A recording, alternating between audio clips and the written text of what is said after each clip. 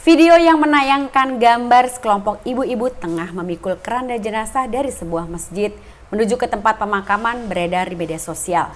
Dalam video berdurasi 1 menit 2 detik itu, tampak ibu-ibu yang menggunakan mukena keluar dari masjid dengan memikul keranda berisi jenazah.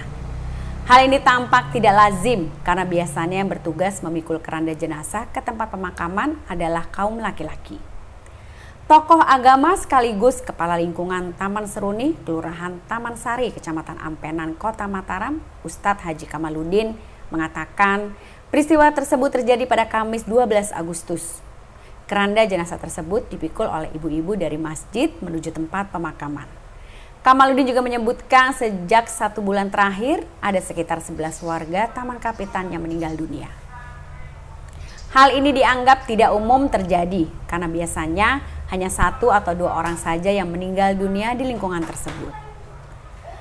Kamaludin juga menjelaskan bahwa warga yang meninggal itu bukanlah karena COVID-19.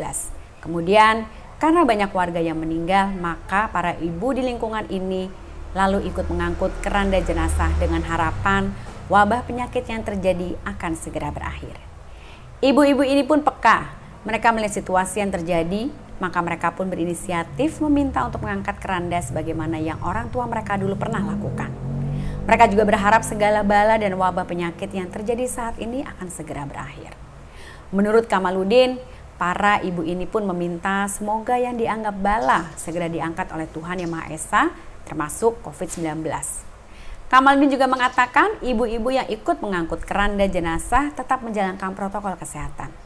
Ada sekitar 9 orang ibu yang turut serta memikul keranda jenazah.